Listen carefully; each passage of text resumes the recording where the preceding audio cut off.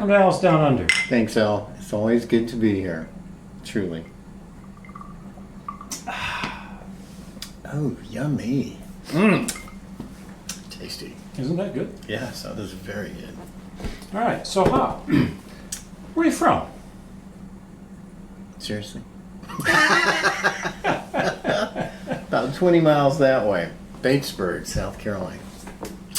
Lived around here all my life. I won't fight about it. No. Not really. I think Michael Jackson said it best. I'm a lover, not a fighter. Here, here. I'll take that. Anyway, so the whole point here is to get to know people in Lexington. And so far, I've only talked to people who are not from here. You can't get to where you're going and once you start at the right place, right? So, yeah. So Batesburg. So how does Batesburg and Leesville, why are they so tight at the hip? Because one main street is right here and the other main street is seriously right there, like maybe 3 miles apart. So was there a Mr. Bates and a Mr. Lee? Yeah, actually. Don't really remember Mr. Bates, but especially when it's a young guy, But I did work with a rose baiter in a factory job when I was in college. It was a midnight to 7 a.m. shift, and I'm like, please tell me you don't have a son. I did work with a guy, Brian. Yes, his last name was Bates, and of course, when he was young, he was Master Bates. Master of your domain. Yes. Anyway, so yeah, I'm not sure. Can't remember the Bates history, but Leesville was known for Lee's Tavern, and I think that went back to the Revolutionary War. No, before the Civil War, anyway. But is everybody that's from there just think of it as Batesburg, Leesville, or are there people that are like, no, I'm from Batesburg, Batesville, I went to Batesburg, and I'm some from people are Batesburg. from Leesville. I am from Batesburg. Literally, I was downtown, man. You mean, I had y'all get sidewalks in my house. Oh heck no, man! We have a wall right down between, just near the two shall meet. But now, yeah, it was B&L when I was growing up. B&L, and that's what they call the high school, B&L High. Yeah, when we moved here, that was always how it was referenced. But I'm like, but isn't there two towns there, and wouldn't they? Anyway. Well, interestingly enough, it is one town now officially. It's just Batesburg. So you moved out of Batesburg Mm-hmm. to get to the dirt roads. Yeah, because Where there's no sidewalks. That's right, man. I love it. I'm a country guy, a true country guy at heart. Right. So, what was your first job? Wow. We're going back now. This is cool. See, one of the big employers in Batesburg. in town was the Imperial Casket Company. Yeah. I worked on the maintenance crew out there for one summer. Maintaining caskets or just the grass? I was a go for whatever needed to be done. Had to do it. But How'd you get that job? well, my folks were very good friends with the folks that owned the casket company. My dad had the drugstore. Mr. Carson had the casket factory. They get together and do what we're doing right now every weekend. Every weekend. What was the thing I was going to say? So you're in high school. You're working in a casket company. How long did you do that? Summer. Just one summer? Yeah. You asked what my first job was. So why did it only go one summer? There was a girl involved. No, not at this time. No. was very smart. I kept them away because I saw what happened to all You my kept buddies. them away. So there were multiples. They just, no. Because I saw what happened to my unwary friends. They fall prey to these beasts. And I didn't want to do that, man. I had to be free to do my own thing. I've got to be free. So, until my senior year in high school. And that's when you saw this girl twirling a baton. She was so smoking hot. I mean... You said, please, just don't change. She really had in a while. I'm going to bring some old pictures sometime. And you can see time has been extremely kind to her and very cruel to me. But I think we have similar experiences. Yeah, right. Indeed. But man, she was.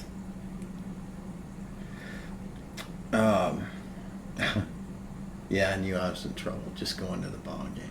I said, I'm a dog on the hunt now, but yeah, I said, I went to one game and I said, I'm going to go meet her. Actually, I'd met her years and years ago. I think I told you the story. We were in rhythm band together before, the preschool rhythm band program. And I thought she was cute. Yeah.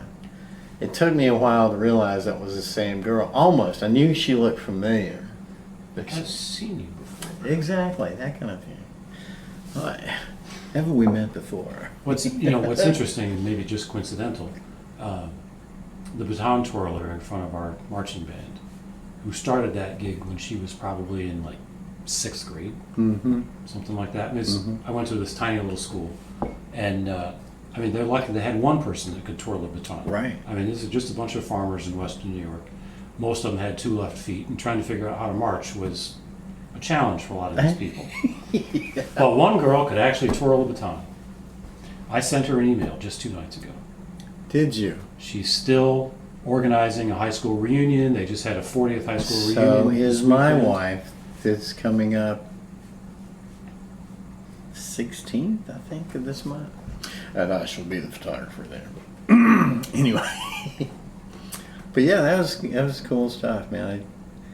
I remember my first opportunity to go talk to her after the game. Of course, here comes the quarterback, sweeps her off her feet. What do? I just turn and walk away and bury my head. You go, don't worry. I'm going to win in the end. Right? And then I found out she was not only a majorette. She was second clarinet or something like that. And she led the band. They were invited to go at Mardi Gras. She led the band through the Mardi Gras parade, that year and stuff like that. So she's a musician. She is an athlete too, because I found out that's how I'm going to meet her. I'm going to stalk her at her softball games. And lo and behold, I did. Met her. And coincidentally, my wife was a clarinetist as well. Really? I don't know that. Maybe I remember those two talking about it. I can't remember. Anyway, that's cool. Yeah, cool. But then not only that, man, she is in the Beta Club, America's who of students. That's right. She is the complete package. And you still thought you were going to step up. Dude, I stepped so far. I climbed the ladder for that one. It's like, I'm on my station, but it's not up there. Yeah. All right, so you got out of Batesburg to go to college, someplace. USC in Aiken. I think I knew that. You at some point in time. Yeah. One of those misty colored nights. So I was talking to Kevin Thumpston, who lives across the street here. Right. And he got into USC, into their business school. But he'd gotten out of high school with like a 1.0 GPA. And I'm like, At least he got out. so, yeah. Wait a minute, high school. Yes. I'm like, wait a minute. I was under the impression that Carolina had standards. That's why I went to USCA. Is that what he said? No, we took a year off to bum around in North Carolina up in the mountains to be a ski bum for a year and teach skiing or something like that. Good for him. And after that, he's like, he said he got, I don't know, like a 900 or something on the SAT. So Yeah. did you get 500 just for signing your name? I got 1,100 on mine. I can't believe that, man. I still can't believe that to this day. I couldn't recreate that if I had to. And I don't know where it came from, man. I really don't. It was somebody else's. Yeah, it probably was. Yeah, man. Somebody else has got one going, how did I get a 600? What? There's no way. I'm class valedictorian.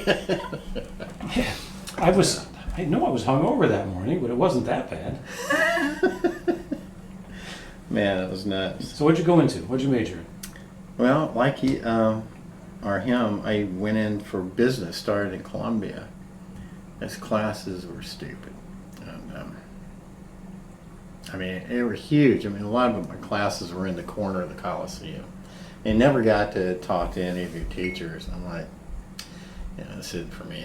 It's too much, too busy. And I wanted something a little lower key, so I went to Aiken.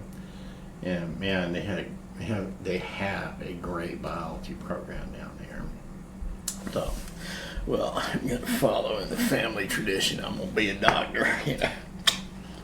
So your first dissection. Dissection and all that was cool. It was all the chemistry I had to go through. I'm not cut out. And I am glad. I'm really not cut out to be a doctor.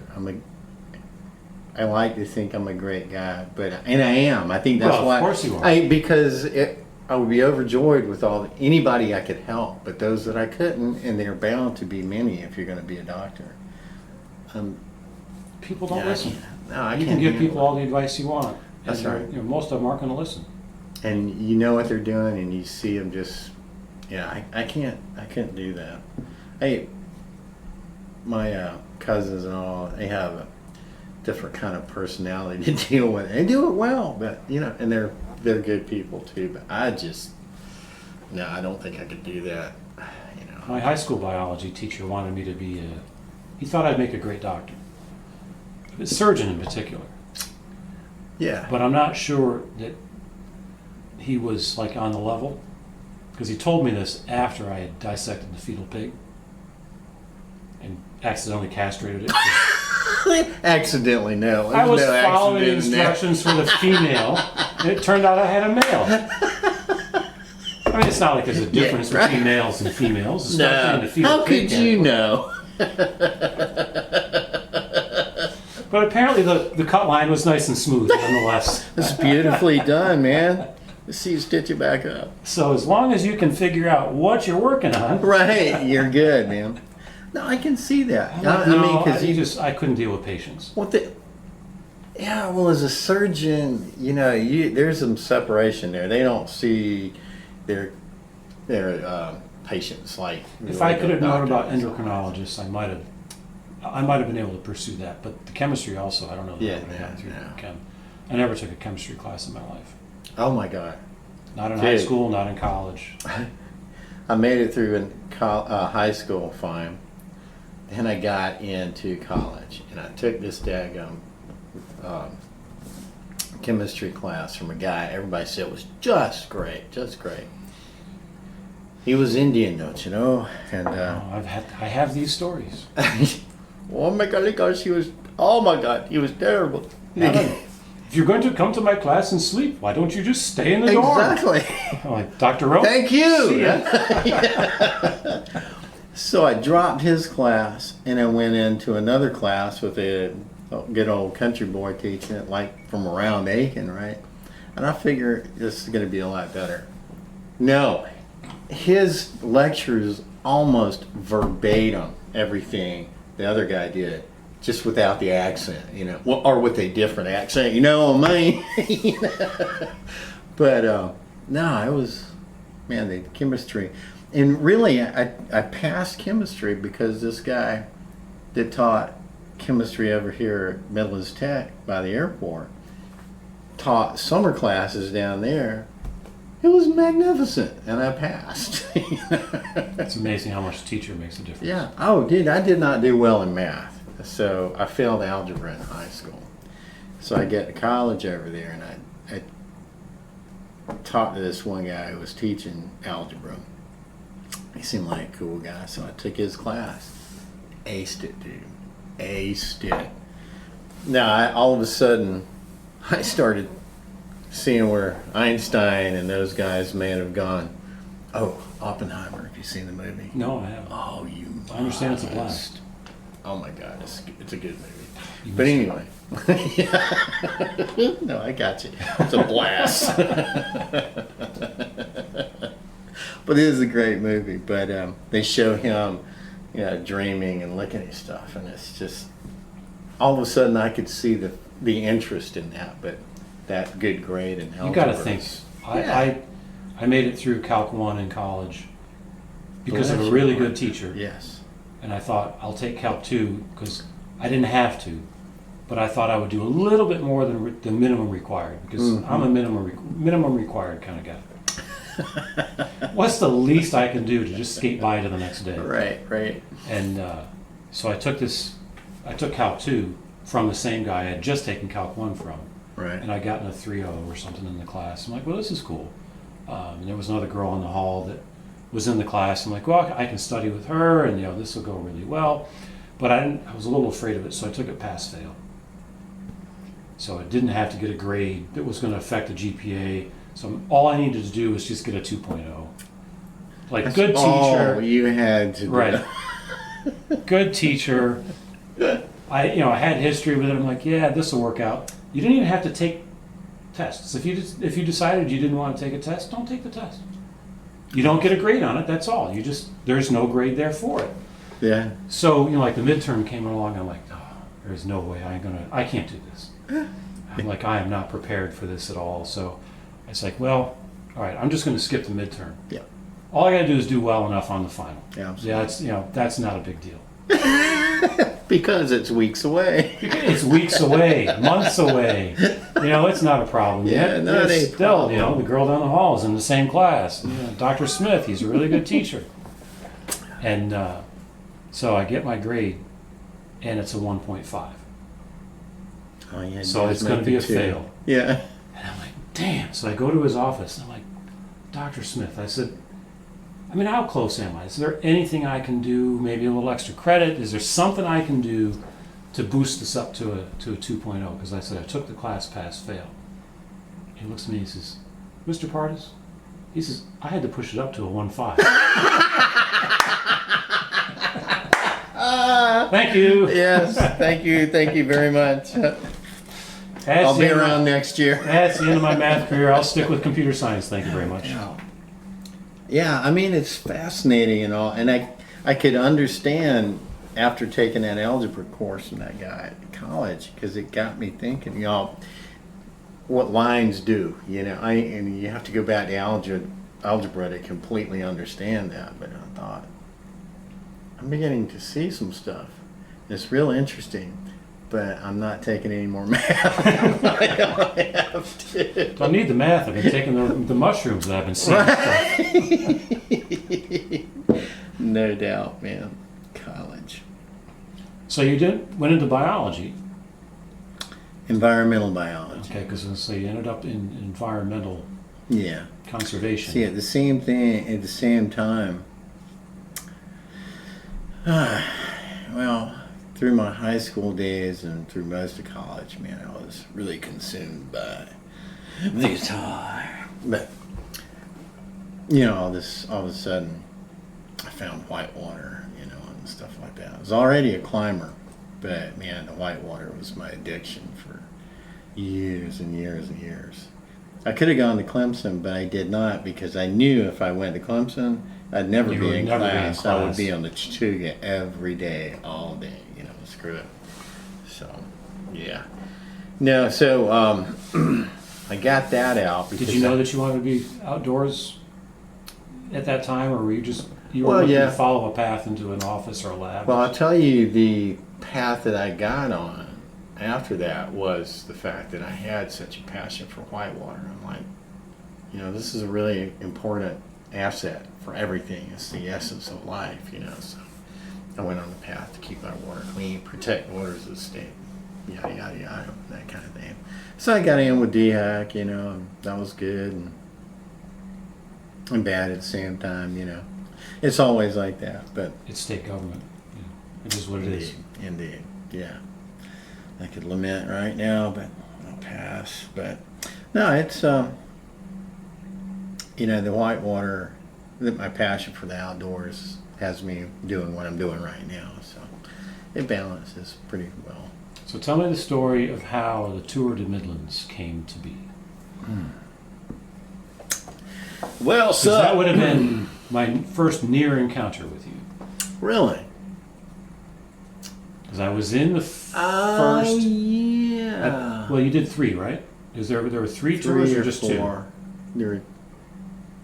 I can't remember. It was at least 3. There's at least 3. And I don't think the 4th one came about because I was doing all the work. Yeah.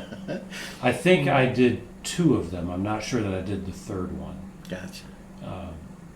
But I didn't know you at that time. Although I partly did that because of our mutual friend Quentin. Yes. And I think he kind of alerted me to it, that it was going on, because I think at that time I had started doing a bunch of riding, and because there was someone else I was working with that was doing a lot of riding, and I'm like, well, I need to get out. I always liked it, and I wasn't always in a place where you could easily go do that. Oh yeah. And so I hooked up with a few people around here, started doing a bunch of riding, and then Quentin's like, well, there's this Tour de Midlands thing coming up. I'm like, well, that'll be cool. So how'd that come about? Well, you see, it's a mutual friend, Mr. Quentin Epps. Over a drink one night, no doubt. Yeah. Well, there's this bunch called the Lexington Greenways Alliance, and they had a lot of good ideas. I loved them, and they needed a fundraiser. And Quentin called me in and said, they need a fundraiser. Lo and behold, the Tour de Midlands was born. So how does fundraiser get to bike tour? Fundraiser get to bike tour. Well, I mean, some people might just sell donuts and brownies right. and No, things. no. There's a great ride up in North Carolina. They still do it. I think it's the Rotary Club of Brevard, or the Rotary. Actually, Pisgah Forest is its own little community right here.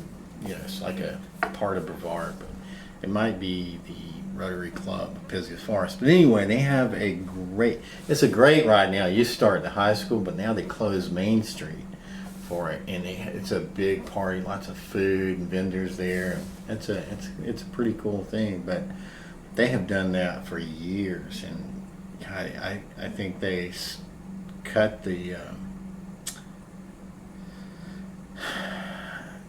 people riding it, a couple of thousand people, man. They have a lot of people coming They right draw now. some. I would imagine they draw some professionals, because Well- I know there's some pros that live up in Yeah. Western Carolina and Right. Western North Carolina and whatnot.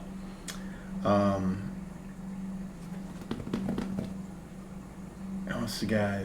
Armstrong's coach. Do you remember? God, I can't remember his name. I know who you're talking about. Yeah. I don't remember his name, but I think he is up there, up in that area. Absolutely. Yeah. So he was big and getting the riding bunch together, and but anyway, it's just a beautiful ride. So yeah, I mean that just raised tons of money for them. I'm like, I like to ride. When I was in high school, man, I always saw myself as a tour rider, Tour de France rider.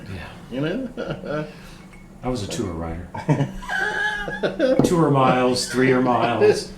On a two good or day, three maybe miles. 4 miles. 2 or 3 With a miles. tailwind of 5. Right. But I got into. I always liked to ride a bike, but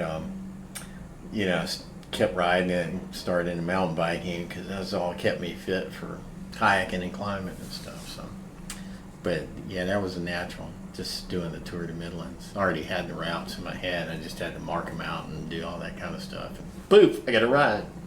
And they did really well. I think if somebody... How many people rode each year, do you know? Over 500 people. So that was, for a... And that was from like, what, 2007, 2008? I can't remember. That probably would have been 2009, 10, and 11 maybe? Something like that. It was back there. But lots of fun, I thought. It was it was real fun because I'd always drive the SAG vehicles. So I'd listen to people's stories like, a couple came from Florida to ride. And they got about halfway through, maybe 60 miles, and they said, wow, we just came to see what riding in South Carolina was like. We didn't know there'd be so many hills. We do these in Florida all the time. You should have ridden down near the beach instead of up here. Yeah. Yeah, but it's not so bad here.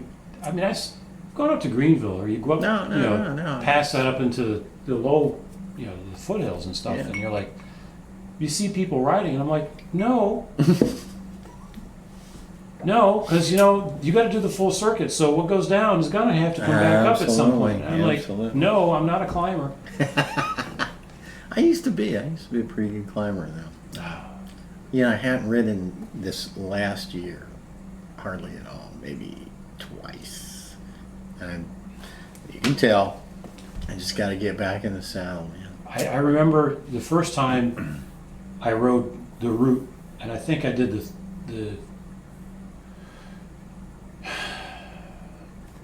in the Tour de Midlands, I did the 30-mile route. Mm-hmm. I think both times I did it. I don't remember if I did it 3 times. I think I only did it twice. But the 15 and the 30-mile route started out the same. And you come out off Beach Woods down to 378. And I mean down. That hill, yeah. And you turn that corner, and I'm like, there's no way. I'm like, seriously? But you're there, right? And what choice have you got? Because you don't have it's either go back up Beach Woods, which is a heck of a hill, or you turn around and look back up. And I'm like, well, that's worse than going this way. That's so true. No way. And I think the first time I struggled so much getting up there. I'm like, okay, down into first gear, and you're just standing up on your pedals. It's like, yeah. oh man. And you get smoked by some people that are just because there's a technique to it, and I never learned that technique. And I've also learned never to put down anybody just because what they look like, right? So I was climbing up Caesar's Head one day, and felt like I was doing pretty good. And there's these two ladies came along, but they were this big. And I'm like. They smoked me so bad. They just kept going, left me in the dust, man. So I'm very humbled with that. And one of my first you long can imagine rides, that the gravity involved in that actually does work. If you think about the physics involved, yeah, you just get on the front side of the pedal, and the downstroke is probably pretty easy. yeah, that's how it works out in my head. But again, another time we're on a long ride somewhere, and these old guys, man, they must have been 40, 50. No, they were older guys. They were probably 70, really. And man, they came zooming by me, and I said, all right, I'm going to get on with these guys, Maybe I can hang. About 2 miles and I was done, man, and they just took off. I dream I'm always home. of being able to keep up with the old guys. I dream of someday being one of the old guys. Oh, no doubt. When I was in Florida, I'd play golf a lot, and you get paired up with whoever was around. And down in South Florida, it's heaven's waiting room. Yeah. So it's loaded with old guys. It is so embarrassing to have your lunch handed to you by an old guy with a 5-iron. Waiting there at heaven's door. Well, that's all they have to do, man. They play golf and they drink. They just dink it down the middle of the fairway, and you're like, You know, it's not even the same game. No, it's not. But they're still beating you. Exactly. And that's the key. Right. I'm still beating you. And that's what maturity is called. Indeed. Yeah. Yeah. So likewise, I've learned no. That's not a good plan. I get out there and do what I can. Don't make fun of anybody else. But when I do pass those. So that was a very successful thing. Why did it end? I mean, it ended obviously because you were like, listen, this is a lot of work. Nobody seems to realize that, and nobody wants to take it on. Indeed. And there was a opportunity for it to be handed off to.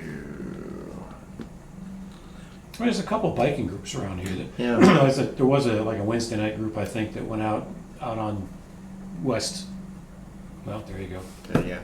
And nobody was interested in really helping out. They just want to go ride every Wednesday night and stuff like Saturday morning. But there was nobody really interested, and I want to say it was a leukemia society, but we got into talking, and I said, yeah, let's go. Let's do this. And I started thinking, well, this is really for Lexington Greenways. We need to make sure that ties are severed, and I'm not sure it ever really got that way, but anyway, it just died. It died. The problem now, I mean, I haven't ridden now, and it's been 8 or 9 years probably. Oh my God! Let's ride together then.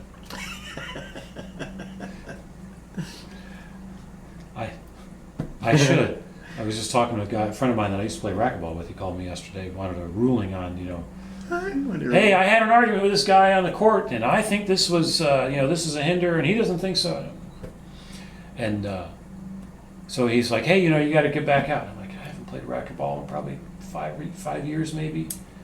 And I'm like, I know I need to. Yeah. But my problem here is traffic is so much worse. That, okay, if you can close some roads down for a tour, yes. I mean, I wouldn't be too upset with that. But short of that, there's too many drivers around here that don't know what they're doing. And I'm like, it's dangerous being in a vehicle. To be honest with you, man, for all the miles I was putting in, I used to average about 120, 30 a week, so that's pretty good, because I would. One of the reasons I went back to the road bike is because I got tired of having to load up my mountain bike and take it somewhere and then ride it and then load it back up and then bring it back. Yeah. And I can just step out of my house. But I can't do that. Basically did the same thing with the road bike. I go over to, like right now, where if I were to be riding, we would be starting at Rocky Creek Elementary, and we've got some routes back there. You just don't see traffic. And I'll tell you, some of the folks were courteous to a fault. I've seen so many people, they come and ride at us, or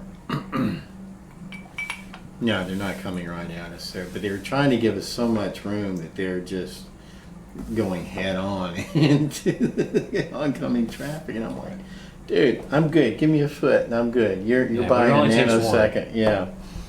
But no, we've never really. We had some drunk guy give us shit one time, and then this motorcycle bunch came by, ran him down. So we saw what you did to those guys back there. Well, the thing that actually killed it for me was I went out with some friends over in Dutch Fork, and I think we met at Dutch Fork High School. Yep, rode with that bunch many a time. But I didn't drive to Dutch Fork High School. You rode? I drove and parked. There's an elementary school not too far from there. But let's say uphill. Yeah, oh yeah. Yeah. From the school. Yeah. So I parked at that elementary school and, rode up the little hill, down the hill and whatever, over to the high school. Here I am, guys. Hooked up with this group of guys, and we rode, half of Lexington County, it felt like. And finally it got to a point where we're over on Broad River Road someplace, and I don't even recall where, and I'm like, all right, I got to get back. Now it's a Saturday morning, and it was sunny, it was summertime or whatever. And we met, I don't know, probably at 7 o'clock in the morning, but by now it's 9:30, 10 o'clock or something. It had been a long day. And I'm like, all right, you guys are going to go off this way. I'm going to go back to the elementary school, which I think is just down this road. Right. Right. I think is just down this road. I know. I knew this scenario. Yeah. Where is it? It wasn't. And I'm like, I know if I go down this way and just hang a left, there it's going to be. No. So I went down that way, hung a left. And I'm like, Yeah. you know, and time is going by. Now, I'm by myself. I didn't have a cell phone with me. So even if I was going to call somebody, I didn't even know where I was. I couldn't have told somebody, here's where to come find me. Drop a pin. It was, yeah. I went out so early in the morning that I wasn't worried too much about sunscreen. Well, now it's sunscreen time, and You don't have any. pasty white boy here is getting a little bit concerned. And I'm like, all right, I've only got so much water. So I finally stopped. I came down this hill, there's a stop sign at the crossroads, and I stopped.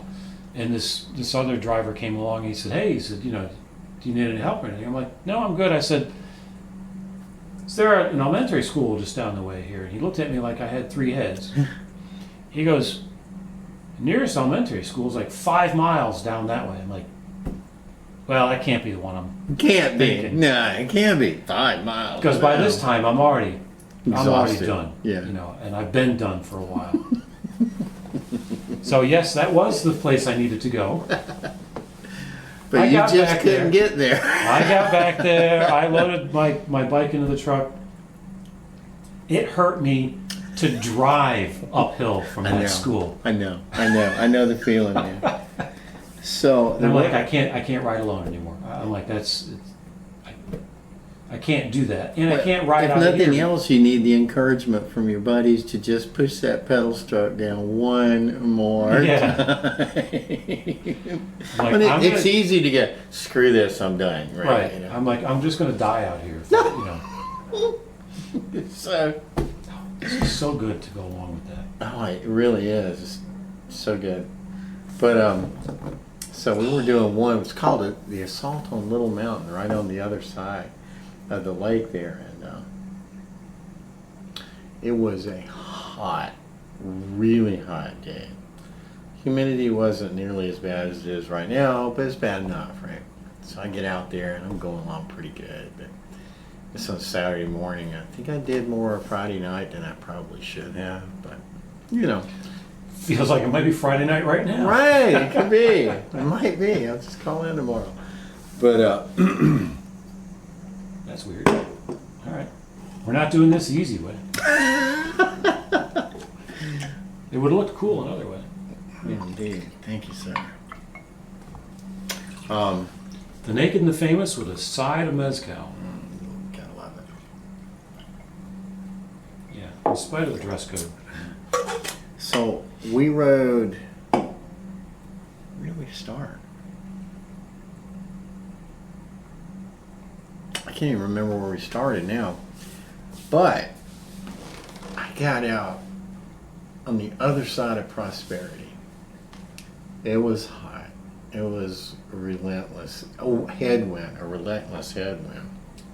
No matter which direction you're going. It's kind of like playing It golf. really was. I mean, you can go out a lot of times, and the wind direction changes. You count on it. As being soon as one- you change, it changes with you. That's right.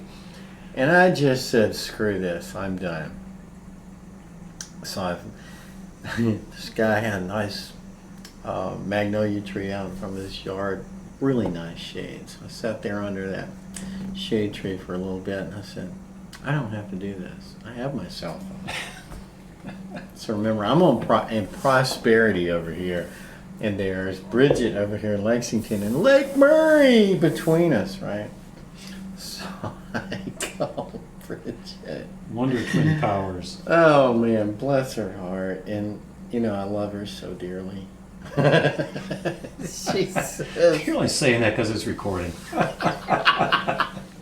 she says to me, who told you this is a bad idea? We've got guests coming tonight. I'm cooking and cleaning. You get back on that bike and you get your ass back to the car and get home.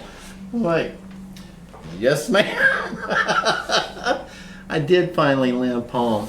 Dude, my legs, my quads, and everything were cramping so bad on that ride, like they have never done any other rides. And I like these mountain rides. This was a horrible day, man. It was pain, and agony on me. It was bad stuff, but I learned a lot. I think I may have told you this too. This is kind of funny too. I was looking for a new bike, and this one had to be carbon fiber, right? Everybody's got to have a carbon fiber, right? But you know, the bikes are so expensive, but you got to test drive these suckers anymore, you know.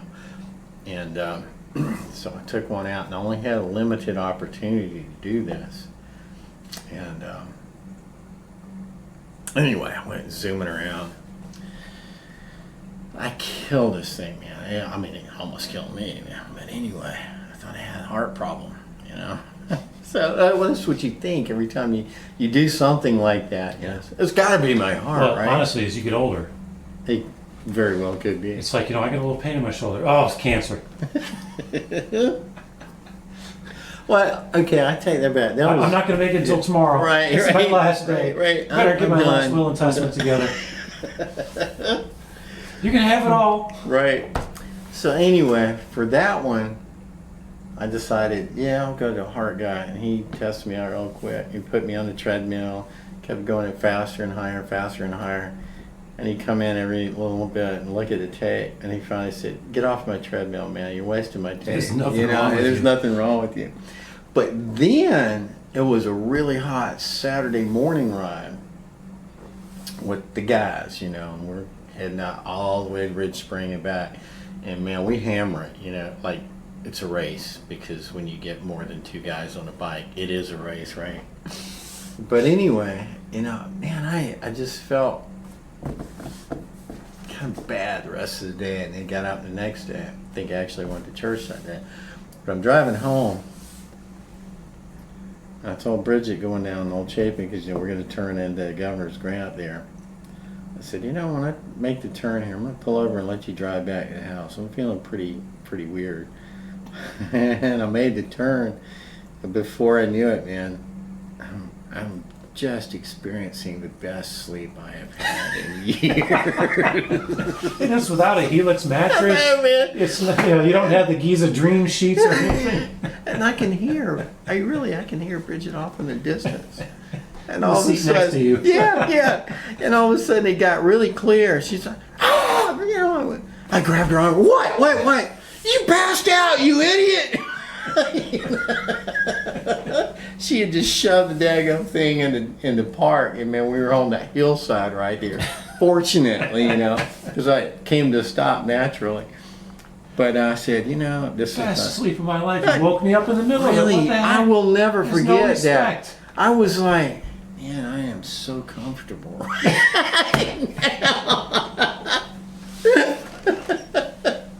So I went to see this serious, top-notch heart guy over on the other side of town, and he really didn't check me out. He just interviews me. So, you know, like what led up to this. And I said, well, you know, the day before I went on a really long, hard bike ride, and it was really humid, and it was hotter than 14 hells. And he said, And you do understand the importance of nutrition and hydration on rides like that. Of course I do. I'm an athlete. I didn't say that, but I got a college degree. I got multiple college degrees. But you know, I'm thinking, man, I'm in good shape. I do this all the time. Yeah, I know. You know, I know this. And it's like, he just goes, yeah, I got you.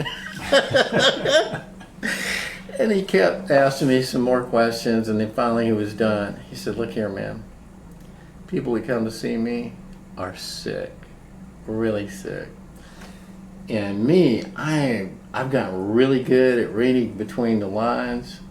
I'm going to refund half of your money and send you No, what I heard, that's what he said. People who come to see me are really sick. What I heard was... You're really sick. No. What I heard was, people who come see me are really sick. You're just stupid. Because he asked me how much water I drank and all this stuff, how much how many calories I was consuming, and he says, "You weren't doing nearly enough, man, like that. When your blood sugars, when you get dehydrated, your blood sugar can drop, and boom, you're out like a light. But, you know, if you get dehydrated, it can be 36 to or more hours before you can get back off of that." And so this was the next morning after that. And I was like, oh, I guess I'm not the athlete I thought I was. You're So the yeah, ath- I you're learned the athlete, important. Not Yeah, necessarily the smart the ass. dietitian, the dietitian part. Well, you know, the nutritionist. is Right, like, there you go. Yeah. But I heard that loud and clear. People come to see me are sick. You're just stupid. That's why you're not a doctor. Indeed. Because you would have just said. I would have said it. I would have said There would have been voice in no my head. question. Yep. Yeah, Mr. Partis, we don't have any problem understanding what you think. Because, It's too easy to understand. yeah, you know, I'm sorry, but you know that bush they tell you to beat around. Sorry, I mowed it over a long time ago. Not even a stump. Yeah, you know, it's not. Yeah, the yard is very empty. Yeah, so you know, it's weird because there's always something. You're like, yeah, this will be easy to do. Oh yeah, it's just a bike ride. Yeah. I mean, yeah. kids go out for bike rides. I mean, how hard can this be? But Yeah, I learned at a pretty early age what a real bike ride is, man. I tried to ride from Batesburg to Ridge Spring on my spider bike. Dude, talk about hot, headwind. I was lucky I made it back, but I did. I learned a lot, stored it away. I But actually, it was hard. Of course, I never admitted it, but it I was entered a tough. bike race in high school. Yeah. So I don't know who organized it, but somebody organized this race up in this town I grew up in Western New York, and it was the local bike shop owner, Strobel, Fred Strobel. I think you're right. I remember the name. Because I bought my bike from him.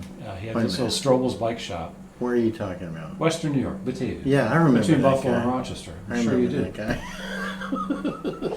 He set up a little ice I cream. think you have told me this He story. set up a little ice cream shop in his parking lot because in the summer or in the winter time he needed something for income. But in any case, he'd been kind of like a minor pro rider, so he set up this bike race. So you had a lot of these, let's say, you know, budding pro riders, Right.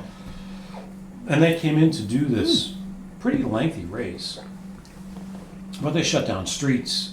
You know, it was like, I don't know, it might have been 20 laps around whatever this course was. But for the general public, you could join, let's say, for the first 3 or 4 laps. Yeah. But after that, it was like pros only. You got better drive because it wasn't a short circuit. So after 3 or 4 A laps, short circuit. It's Yeah. always good. It's not a short circuit. I'm my dad sorry, I being had to go electric- there. my dad being an electrical engineer, you never want to short circuit things. Ever. But in any event, I was like, well, you know, so my next door neighbor and I, we used to ride a lot in high school. I'm like, well, we'll do this. This will be really kind of cool. Nothing beat me up like actually trying to ride Yeah. steady, constant, at a reasonable rate of Yeah. speed. And that was your mistake because you really can't do that. You have no idea. You don't know what you're doing. Exactly. You have no clue what you're doing. All you know is that one segment of this was down Oak Street in Batavia, New York, which is downhill, and these guys We're were kicking it. flying down there, 40, 50 miles an hour, Yeah. man. They were just flying down that hill. And you're like, oh, this is what you got to do, right? And, you know, as soon as you turn the corner around, you know, there was a park there, and you went around it and whatever. And it was just, man, I was never so dead as I was trying to Well, yeah. just get through like 2 laps on this course or Yeah, whatever. yeah. And It's no fooling, man. These guys on the bikes, the tour riders, they're superlative accidents. they are accidents Athletes. waiting to happen. Yeah, Athletes in every So here's way. the question for you: who would you rather have on your team with you, soccer players or bikers, bicyclists? My team. Yeah, Is it you got a bunch of cycling guys. team? Doesn't matter. You No, it got some doesn't matter. guys. It's like you and some guys. Soccer players, man. Yeah, Yeah. because they keep it going. They don't have a choice. See, as a cyclist, you learn. There's some drafting you can do. You learn how to ride more efficiently. Conserve with your what's energy. going on. Take I mean, advantage of what's going it's on. cycling is a game of chess. Soccer is not chess. I mean, you like to think of it. You're gonna do this, and this, but There's no so drafting. many. Yeah, You want to there- be from here to there? You No, have to no, go there. You no. can't just coast. Right, absolutely. No, they're full on, man. I applaud My these college guys. roommate, one of my freshman college roommate, and a bunch of my friends in school played soccer, and I'm like, I learned very quickly. I'm like, these are the guys that you want to hang with. Oh yeah. I mean, unless things get ugly, and then you want the hockey players and All right, the guys that pound people. the rugby guys. But nonetheless, we had a soccer But intramural softball Right. team, and I loaded up the outfield. It was co-ed, so you had girls and guys, and I loaded up the outfield with my soccer friends. Now they allowed you 10 people on the field, which meant 4 outfielders. right. I'm like, I don't care who you are. You are not going to hit it over the head of 4 Not gonna soccer happen. players in the outfield. Yeah. But bam. And I put girls in the infield. And the girls I had played high school softball. They were studs. Oh yeah. And I remember playing the hockey team. They had their own little. It was the hockey players and their girlfriends. And they look out there and they're like, "You put girls in the infield?" So for the first couple innings, they all tried to go long ball Of course they until did. every soccer player chased every ball down, And they were tired as hell. and they were just out. That was the end of that. So they're like, "All right, they'll start hitting, hitting ground balls to the infield." Yeah. Until they found out that my shortstop, who was my girlfriend at the time, we called her Ozzy. Nothing got through the shortstop. Yeah. Nice. Third base was the boyfriend of the first base player. He knew what he He could was do. a bass player. Right. I like. I was a bass player. Well, I was in the music school. So, but I'm like, so you guys, you got your hockey girlfriends, like one of them was hanging out in the right field. She was just, it's like, well, we'll just put her in right field. Right. You go, how easy it is to place hit into right field because your pretty girlfriends out there. Absolutely So easy. crush these people. I'll give you that, man. Booyah. With the soccer players I in the know. outfield, that's what I learned about soccer players. It's Yeah. like, Nah. They don't quit, man. They don't have a chance. I don't care. Even, you do have to put the tour riders on a whole different level, though. I mean, they're riding ridiculous distances every single day and averaging like 30-something miles an hour. They do redefine the term Average. dopage. Well, I mean, even before they were really doing that doping, man, they were doing some stupid stuff, man. I mean, the guys that really trained for it, they sit there in the Alps, and that's all they would freaking do all day long, So, And they do it at altitude. yeah, And with you lack can't of freaking oxygen. breathe, man. Yeah, you're doing it. And so when you get on the flats or anything close to being flats, they're kicking your ass. Have you ever done any mountain biking out west? Oh, yeah. Love it, man. Totally different game. Then here, I don't know. I think when I was doing that, I was pretty fit anyway. I don't know that I really noticed a lot. Because like I said, as a cyclist, Yes, you know when to take advantage of these opportunities, And if you're a mountain biker, it's always pretty cool to stop and, what do I have in the back here? I was out and I had a friend of mine who lived in Golden, Colorado for several years, and I was living in South Florida at the time, so Right. sea level. Right. And I'd go out and ride around South Florida, which is flat. You never saw a hill Dude, unless you're just going over a bridge to go to the ocean. and everything was at sea level. Mm. You go out there, and you're starting at 5,000. Yeah. I mean, you're uphill from Did you Denver. see when You're starting at 6,000. You're asking me as a mountain biker, did it change? Because when I would go mountain biking, it's not just at Harbison. I go up to Pisgahs, and climb that stuff up there. So I think that's the difference. Yeah, I had no experience. You went to from Florida to oh Denver. my God, man. Yeah. No, I went, that's a big and I had difference. never been in that environment before. Yeah. And this buddy of mine was a soccer player, and so he's like, "Hey, Al, let's go mountain riding. Yes, let's go. We'll just go out the neighborhood here, and there's this. I mean, you could walk out his house, and you saw this Oh, yeah. massive cliff, Absolutely. and all day long, that massive cliff was covered with climbers. He's like, well, we'll just kind of ride up. Guess to the what? base. We're gonna ride it. Guess what? You're going to become. You're going to become a climber too. You're going to become dead. I couldn't pedal. Oh, I hear you, man. No, it's. I mean, I'm 150 pounds soaking wet. That's like there's not enough gravity. I think another reason, and this is the only reason I've got. The only time I've ever really seen any problem with altitude is when I've flown out there. I love to drive out there. You see everything you want to, but when I've flown out there and then gone ski, hit up to 11,000 feet, I'm like, damn it. But if you spend your time getting out there, and it's not that bad. It's a lot better if you drive out. Yeah. Well, Yeah. Yeah. I didn't. I know. And you came from Florida. Yeah. There You couldn't have came been from much the depths of hell. Right. You couldn't have been much Heaven's greater door. extreme. And it was just, it was so humbling. It is, man. I'm like, Yeah. you just can't. It didn't help to just stand on the pedal, No. because once you stop, it's like, oh my god. And then I borrowed his car, and we drove over to Breckenridge, and we're like halfway there, and the car wasn't running well at all. It was like stalling as I'm driving along, and I'm like, oh my god! I'm like, I destroyed this guy's car. We get there, and he was a day behind, so I was borrowing his wife's car.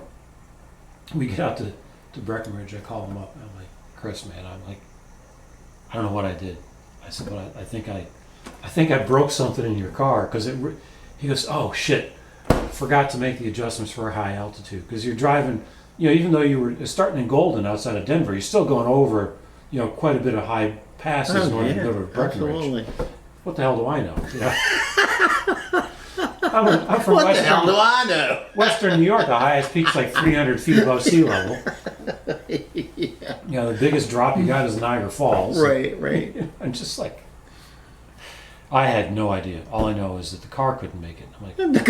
I'm like, damn, that's some steep ass hill when your car can't make it. And wait a it minute. ain't no joke. man. Carburetor's got to be adjusted. Yeah. I'm like, well, then how do you expect a human to deal with this? Even the car can't make it over there. Right. You just can't suck enough air into you. Just like the carburetor. That's, when I'm like, oh, that's what was in Calc 2 along the way. What is that? That was really good. Was. You see what I'm saying? Was? Illegal mezcal. Oh, yeah. I'm sorry. I'm, Not that there's anything illegal about it. It's the illegal brand. Indeed. And it's the añejo, which frankly... Is it a little hoe? It's... yay. Nice. I like that. Yeah. This is the mezcal that will teach you that, holy crap, man, this is good stuff. Indeed. As opposed to that stuff you had in college. Oh my God. You don't need the worm. No, you really don't. You really don't. Oh God, I want to cry. Just thinking about, you gotta have the worm, man. No, this is what's so good about aging. It's all the shit you learned Right. along the way. You're like, all right. And you really don't see a lot of that stuff. You hear about it, but you don't believe it. And then all of a sudden, around 40, you start to go, maybe there's something to this shit. Yeah, No, well, you start reassessing everything. You have some learning experiences along the way. Exactly. Which at the time, it's kind of like a couple guys go out for a ride, and as soon as you get 2 or 3 guys, it's a race, right? Yeah, absolutely. So you have these experiences, generally that happen in college for many people. Yeah, I'm glad I survived mine. You know exactly. I know exactly what you mean. And you're like, wait a minute. That's what that's what I was paying for. And back in the day, you could just pay for it. You didn't need to back a truck up to the bank to get a loan to do it. Yeah, no shit. You're like, well, wait a minute. I could pay for this out of my pocket, and that's worth... And truth be told, man. I mean, just in case you need a refill on it. Because it makes a really nice sidecar. It does. That's why I'm... Thank you, sir. You are such a gentleman. And a scholar. All tequilas are mezcals. Indeed. Only some mezcals or tequila can be tequilas. That said, that's a mezcal tequila. Royalty. Royalty, you say?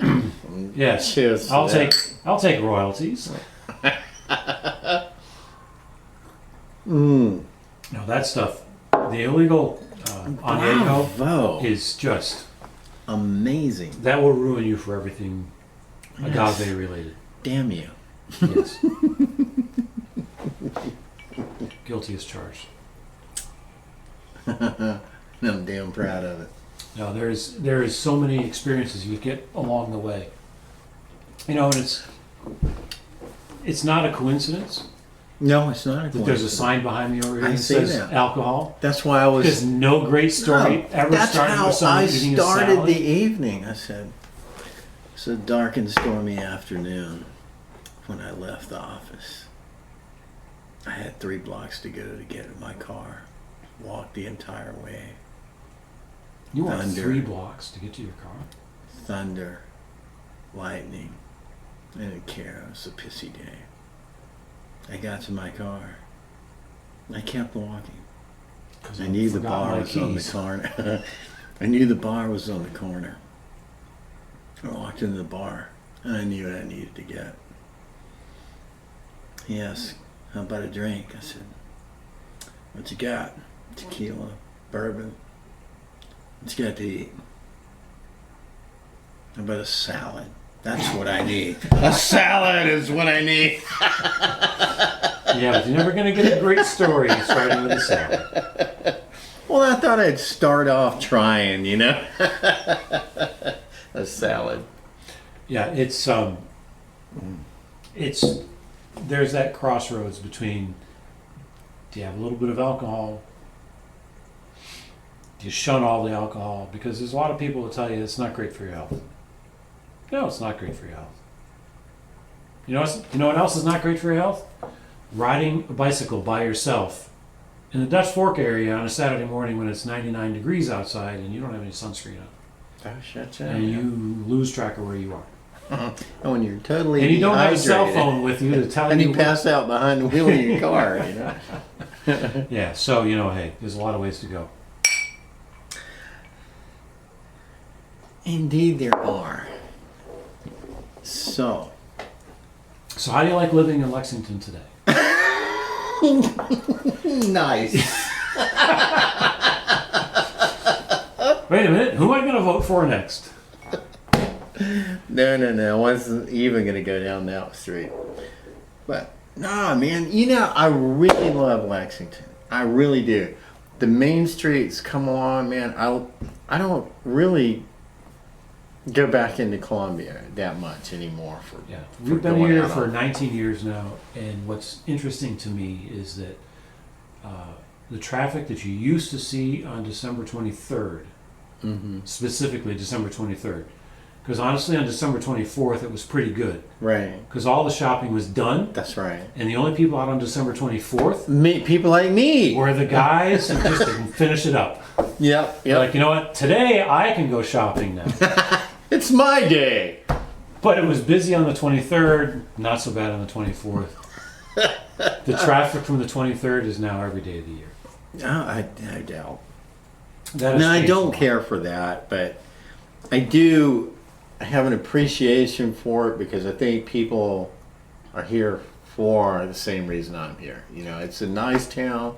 Oh my God, we're full of people like us. I can't tell you how many people I've met in this town, even a lot of us that are not from here. Yes, Yeah. I'm not from here. I'm a damn Yankee. And I know the difference. I was getting ready to ask, but good on you, mate.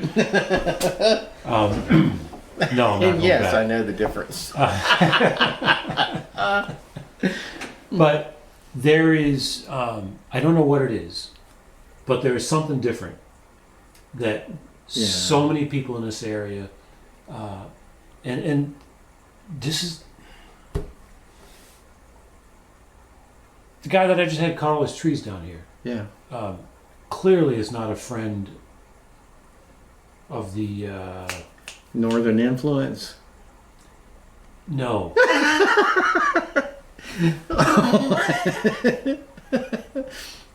What's this Dr. Seuss character? What am I trying to think the of here? Lorax. The Lorax. God, that's going to look really bad on.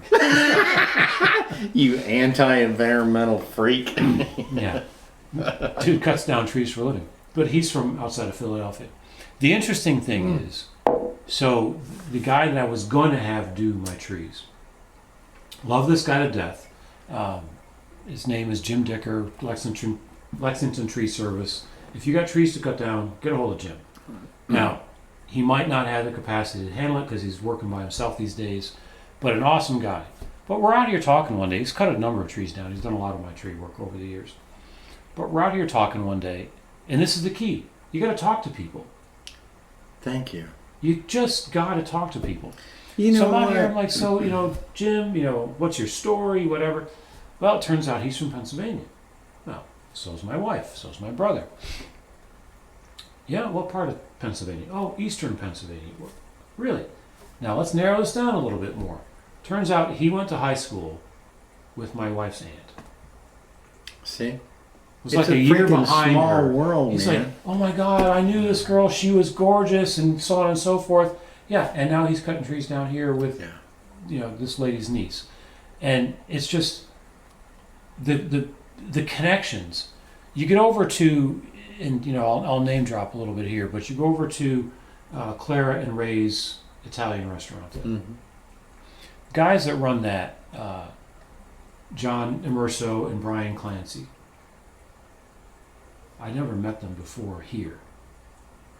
But for a year, they lived in the apartment right next door to me. Isn't that crazy? In northern New York, Yeah. in a tiny little town of Potsdam. Nobody knows anything about Potsdam. But I know the name. I didn't know these two guys. Well, yeah, most people know it from the treaty at the end of World War II. The Potsdam Trust me, it's Treaty. not the It's same not the Potsdam. same thing. I met a lawyer once who thought they were the same, You are kidding me. who had grown up in New York. He's an attorney. Now, this was in Florida, Oh, all right. Enough said. We're but he done. grew up in New York, had gone to school in New York, And still thought that was the and thought that New the York Potsdam Treaty, Treaty. Stalin went to Potsdam, New York to sign the armistice. I'm like, I think I need a different attorney. It's time to go find somebody different. Like, there's no way. Like, seriously, you think this is the same Potsdam? Anyway, so yeah, that's where I went to college. No way. For this year, I lived next door to John and Brian. Yeah. Never met them, never talked to No. them. It's insane. And then they came down here years after we moved here and opened up a pizza shop. Like, there's no way. Like, house, but you never learn this No. unless you talk to people. You've got There's to talk something to I people. tell people, travel will destroy It'll destroy your sense of distance. Well, that and what's the word I'm looking for? It's what's the South known for? Aside from Accents. arrogance.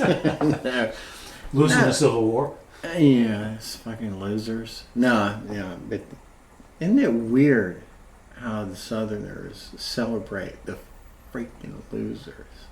I tell people all the time, you don't go to Germany and see these guys, statues of freaking Hitler. The losers, man, they don't. There's a reason for this, you know. And I'm from South Carolina. If you will go back to the beginning of our discussions, born and raised right here, always puzzled me. But I understand why. I do understand why. Probably fodder for different discussions. Everybody has their Civil War monuments. I grew up in Batavia, New York, Western New York, and right next to the courthouse is the Upton Monument. Upton was a Civil War general. I'm going to get fact checked. Sorry. I really think I'm right. I think I'm right. Here's what's going to happen. I'm a moron. Yeah. All right. Upton, I'm pretty sure was a Civil War somebody. Don't beat me up. Anyway, yeah. Every town had to have their Civil War monuments. Yeah. It was a weird thing. The whole Civil War thing is a weird thing. Oh, it is. Lexington's probably the biggest claim to fame. It's not as weird as you might think, but Sherman came through here and bombed Columbia from there. You know, and Columbia's This side so of the proud of river. it. They're like, we're not going to repair the cannonball marks on the we're going to Capitol. mark them. Yeah. You can come visit our place over here. I mean, we're going to have gold stars next to the pock marks on the building where the cannonballs are. Which is amazing. I'm like, wait a minute. But I like that's shooting. kind of cool. It is know? because I'm sitting here going, I like shooting guns. In a You cannon, how fun is You can that? shoot a cannon from over there. And put that big old dent in that granite building. And you Come can on, hit man. that from out there. Holy mackerel. Exactly. And I'm you right can with do you. that after marching across like half of the South, Yeah. dragging your cannons No, with you. I mean, like, it's amazing. do you man. know those cannonballs are not exactly light? And you know all You those think? hills that you've been biking up and down? Yeah. These guys Well, they had them flown drag. in, though. These guys drug The or drag. UFOs. Drug or drag. I don't know what the word is. I'm not that smart. I don't think I'm drugged. What do you right think now. I'm doing in the South? But they drag this stuff up and down hills and over bridges and through rivers and stuff. I'm like, how did you get these cannonballs here? No. And then you put them in a cannon, which was heavier than the cannonballs. You put some gunpowder behind it, and you're like, here, hold my beer. So I can sight in, that they weren't even trying to bomb the Capitol. They're just They lobbing were using them it. They were just using it. They wanted to bomb the churches. Yeah. So I had this trombone Why ensemble. is that?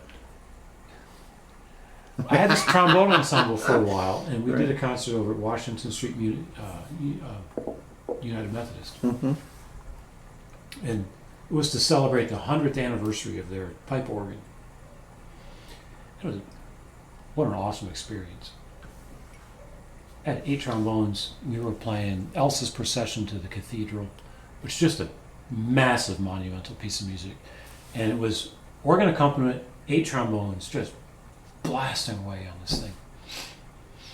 And anyway, it was to celebrate the 100th anniversary of this. And the organist had been given up as an infant and left on the steps of this church of Washington Street United Methodist to be adopted, or just like, please take care of this baby. Yeah. We can't take care of him. He was abandoned there he was orphaned. Became the church organist at this church. Played the organ for many, many, many years. On the 100th anniversary, we were doing this concert over there. And I hear the story that Washington Street Methodist was kitty corner from Lexington Baptist, from Columbia, South Carolina Baptist Church. I don't know what. Columbia Baptist. Mm-hmm. That's where they had drafted the Articles of Confederation. Right. And decided, all right, we're done. We're out of here. Sherman comes along and he's like, I want to bomb that church. That one. I want to bomb that Baptist church. So he's sighting in. He's using the Capitol. It's like, well, that's that big white building on the hill over there. I'll try to hit that. And when I hit that, just a little to the left. then I just move a little bit to the left. So that I can bomb that church. Yeah. And then, you know, I don't know how successful they were. They came into town. And Not very, actually. That building is old. Right. They come into town and they don't know what church is what. Because they bombed the shit out of everything else. Right. So they're like, they see a guy standing on the steps of Washington Street Methodist. They don't know what it is. All they know is there's a church. There's 2 churches here, and they see a guy, and they're like, which one of these? No, it's a guy standing on the street on the steps of the Baptist church. Right. And they're like, which one of these is the Baptist church? He goes, that one. That one. They burned down. They burned down man. Washington Street Methodist. Yeah, it's good stuff. And it's probably very true. I wouldn't no have. doubt. I wouldn't have. Yeah, I don't doubt it whatsoever. But it's, you know, it's what a story. But yeah, you know, but you don't. You're going back to what you said before. You don't even get a chance to understand this stuff. I mean, that puts a personal or a very personal spin on a really terrible war. You know, Mm-hmm. I mean, and divided a nation, obviously. yeah, I mean, at the very least, Yeah. it divided a nation. absolutely. And the interesting thing is, it divided a nation where both parties had the same basic underlying beliefs, Yeah. with one difference. And that was pretty nice. Now, it's a significant difference. But it was about, and that's what I was getting ready to say earlier. You know, travel destroys racism and stuff like that, because if you travel and talk to people, you humanize. It's really easy to sit at home and watch TV and dehumanize everybody you see, and that's how racism, you know, exists today. You know, people don't. I think it is crazy how technologically superior our country is when our educational system is down there with Turkey, you know, and then, oh my God, these people don't want to think beyond their nose. Oh God. But, you know, it's to talk to people, there is nothing better than my dad used to speak Gullah. I mean, fluently like they do, like just one of them, you know. He's probably playing around, but God, who knows? He spent time with these people and they loved him, he loved them, you know. And that's how you do that. If you don't spend time with people, you don't understand anything. So in this town, really don't. Who have you met in this town that shocked you? Their backstory shocked You. I'm kidding. The backstory In a good way. shocked me. Oh, you put it like that. Okay, I got you. In a good way. I mean, I met a guy here, for example, over at Blue Cross years ago. I play trombone, and I was getting a trombone ensemble together, a trombone choir, whatever you want to call it. And somebody said, well, you got to go talk to this guy, Bruce Williams. Oh, okay, I go find Bruce Williams, not the radio show host, but this guy over there who's a database administrator, who used to be in Pershing's own U.S. Army band. Oh my God. In Washington, D.C. I'm like, are you kidding me? Yeah. You just don't know, man. You wouldn't know these people. No. And that is what is so important. You know, in my job as a regulator, you know, I tell people first and foremost, I said, man, all I want you to do is stay in compliance. The best way to stay in compliance is to stay in communication. We got to talk. Because if you got concerns, you shouldn't just go running off and doing this stuff. Talk to me. I will keep you in the guidelines, right? But you know, it's so disturbing how people think they just know everything when you don't get out from behind this all day long. You know, and I hate Young it, people man. today, I don't think quite understand the value in just having face-to-face conversation. I don't think they do.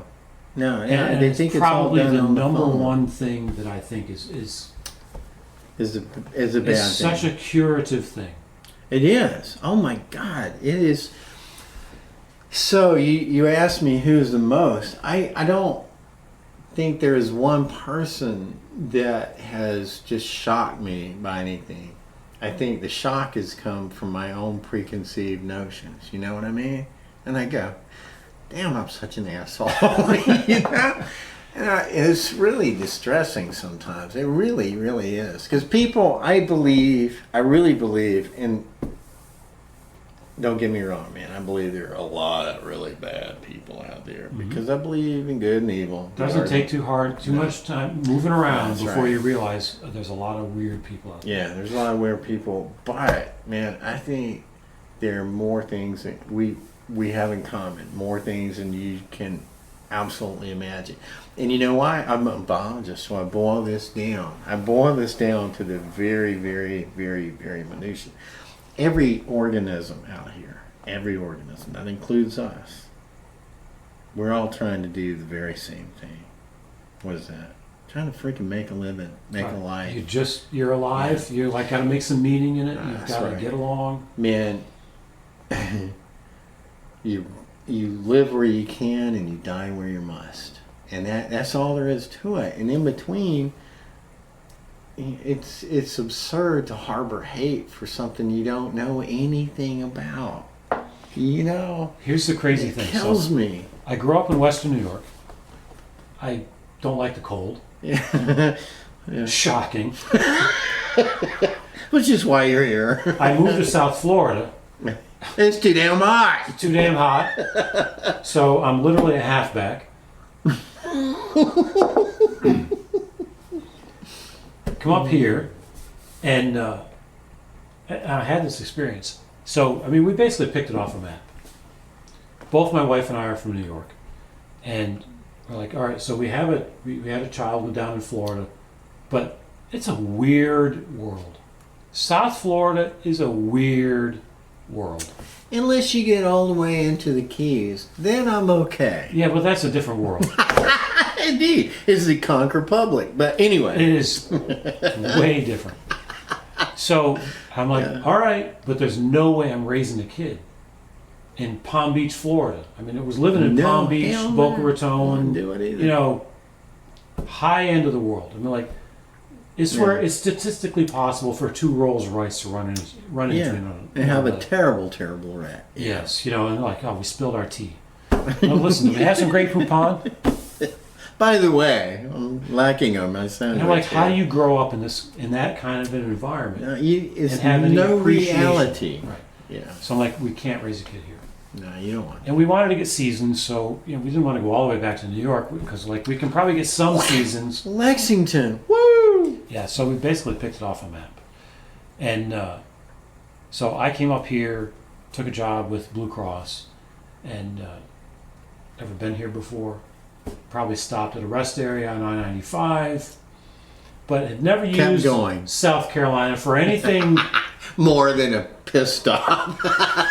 Yeah. So, I drive up here. I'm like, I have no idea what I'm getting into. And I'm touring around with a realtor to try to find a place. I'm like, I need a house, got to live someplace. And I'm like, Toto, we're not in Kansas anymore. Yeah. Like, this is not, the gated communities and the posh world of South Florida. Well, they can be found, but Well, yeah, but I just like, oh my goodness, what have I gotten myself Right. into? And that's when I learned the lesson about don't judge a book by its cover. that's right. That's right. When I met people, That's right. you're driving along and you're like, well, this is not the gated communities. This is not in Boca Raton, Florida. This is not all of the, the nice manicured lawns and everything else that went with, with South Palm Beach County. I'm looking out the windows. I'm driving along going, what have I done? But then I met the people. It was a good thing. And I'm like, you know what? They're not spending all that money on the external building materials. Like, oh, you got conspicuous steel consumption. roof or tin roof or something. Maybe you got the sidings falling off your house. But what wonderful people. Thank you, man. What absolutely wonderful people. Thank you. Thank you. Thank you. Hop, I think that's a great place to end it. What a wonderful town to be in. Thank you, Amen, sir. brother. Thank you. Cheers.